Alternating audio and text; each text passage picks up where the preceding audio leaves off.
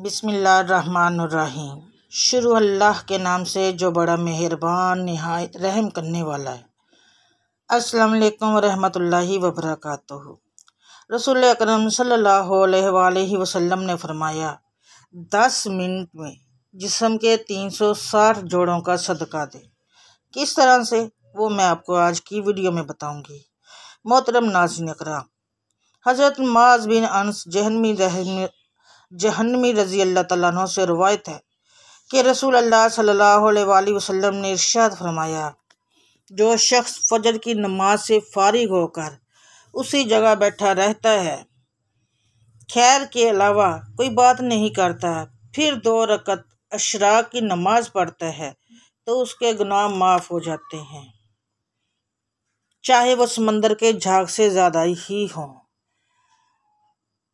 हज़रत अबू ज़र रज़ी अल्लाह तआला अन्हु से रवायत है कि नबी करीम सल्लल्लाहु अलैहि वसल्लम ने इरशाद फरमाया, तुम में से हर शख्स के ज़िम्मा उसके जिस्म के एक एक जोड़ की सलामती के शुक्राने में रोज़ाना को सुबह को एक सदका होता है, तो वो सदका हर मुसलमान को देना चाहिए अपने जिस्म के लिए।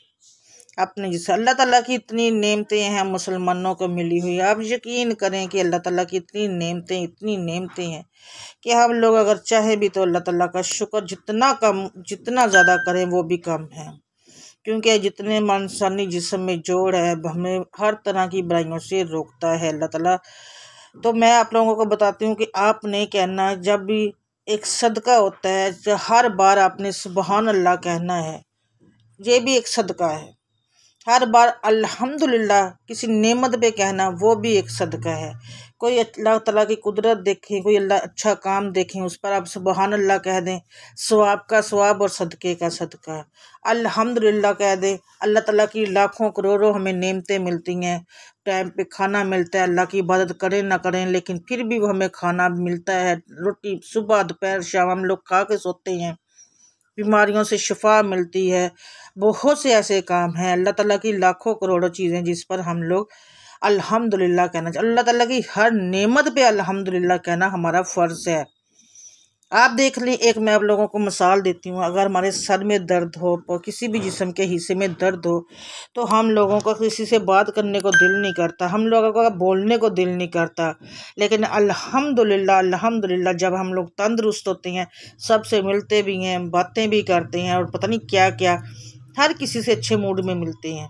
तो ये अल्लाह ताला की नेमतें हैं ना, तो उसकी नेमतों पर आप लोगों को चाहिए कि अल्हम्दुलिल्लाह, अगर अल्लाह आप अपने घर में हैं, तंदुरुस्त हैं, हर टाइम पे आपको खाना मिल रहा है, पीना मिल रहा है, हर कपड़े हर चीज़ अल्लाह ताला आपको दे रहा है, तो अल्हम्दुलिल्लाह कह दिया करें।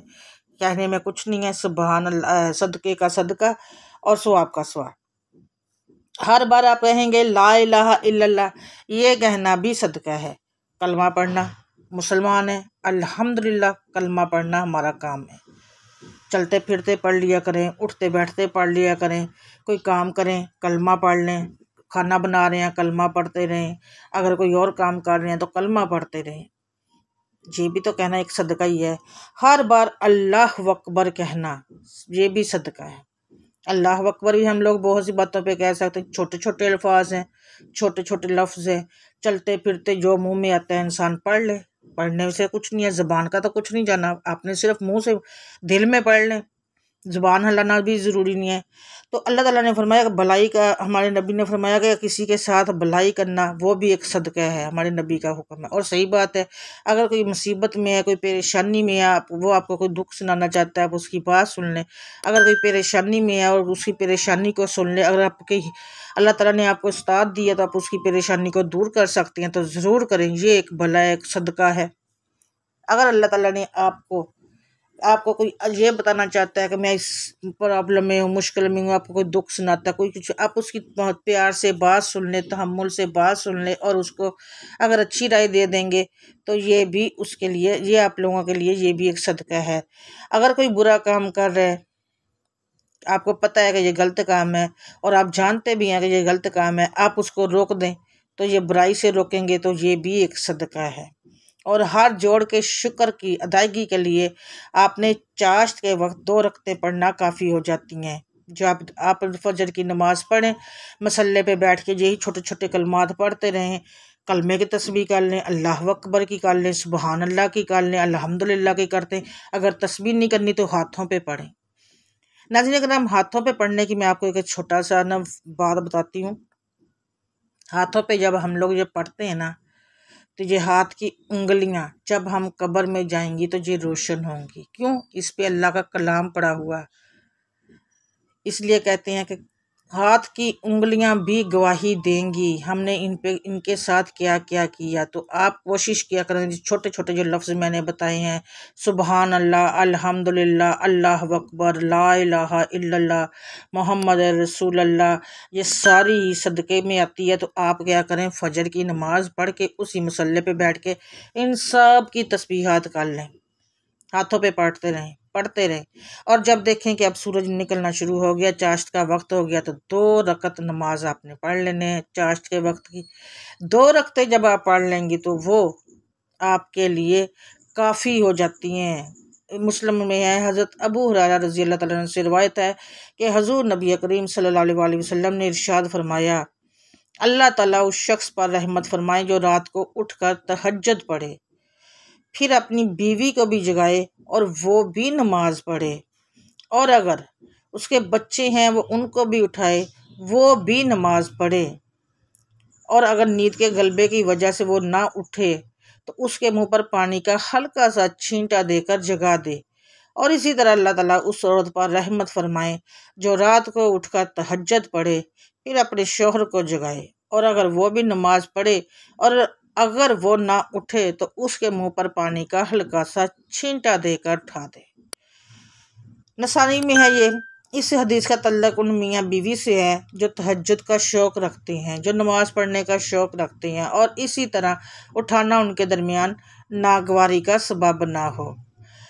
हज़रत अबू हुरैरा रज़ी अल्लाह तआला अन्हु से रिवायत है कि एक बार नबी करीम सल्लल्लाहु अलैहि वसल्लम ने हज़रत बिलाल रज़ी अल्लाह तआला अन्हु से फ़जर की नमाज के वक्त दरियाफ़्त फरमाया, बिलाल रज़ी अल्लाह तआला अन्हु, इस्लाम लाने के बाद अपना वो अमल बताओ जिससे तुम्हें सवाब की सबसे ज़्यादा उम्मीद हो, क्योंकि मैंने जन्नत में अपने आगे आगे तुम्हारे जूतों की आहट रात ख्वाब में सुनी है।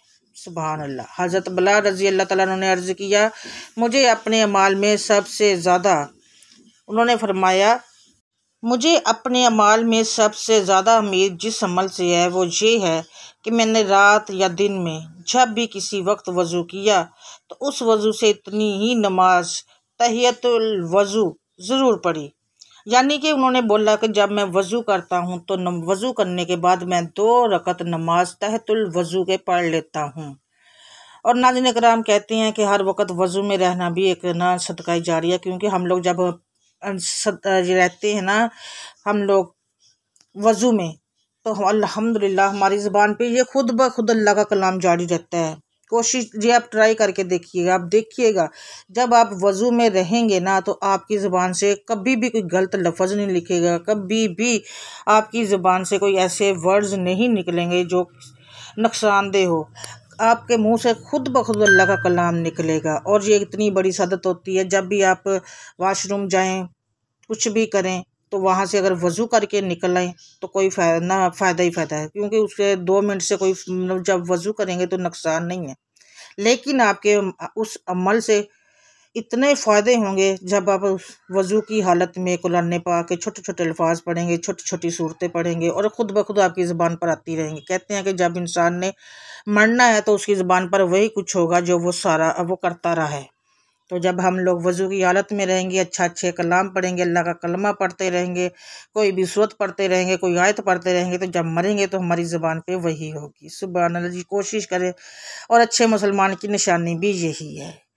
नाज़रीन कराम, सदक़े में ये चीज़ें आती हैं, आप लोगों के जिस्म का सदका देना होता है, ये छोटे छोटे कलामात ज़रूर पढ़ा करें जो मैंने आज की वीडियो में बताए। मसलन के सुबहान अल्लाह, अल्हम्दुलिल्लाह, अल्लाहु अकबर, ला इलाहा इल्लल्लाह, और उसके बाद अलावा आप जो जो पढ़ सकते हैं वो आपकी मर्ज़ी है। ये सदका हमारे जिस्म का रोज़ का अगर निकल जाए तो इसकी तो मैं कहती हूँ कि हम कभी भी बीमार नहीं होंगे इंशाअल्लाह। मेरी दुआ है कि अल्लाह ताला मेरा सुनाना आपका सुनना अपनी पाक बारगाह में कबूल व मंजूर फरमाए। आमीन सुम्मा आमीन या रब्बुल आलमीन। कोई भी गलती कोताही हो तो माफ़ फरमाइएगा। चैनल पर पहली बार आए हैं तो चैनल को सब्सक्राइब ज़रूर कीजिएगा। मुझे अपनी दुआओं में याद रखिएगा। मेरी दुआओं में आप होते हैं। अपने रिज़्क़ में बरकत के लिए अल्लाह ताला के 99 नामों में से एक नाम कमेंट में ज़रूर लिखिएगा। मिलूंगी मैं आपसे नेक्स्ट बशर्ते ज़िंदगी। तब तक के लिए मुझे दें इजाज़त। अल्लाह हाफिज़। जज़ाकल्लाह खैरun कसीरun।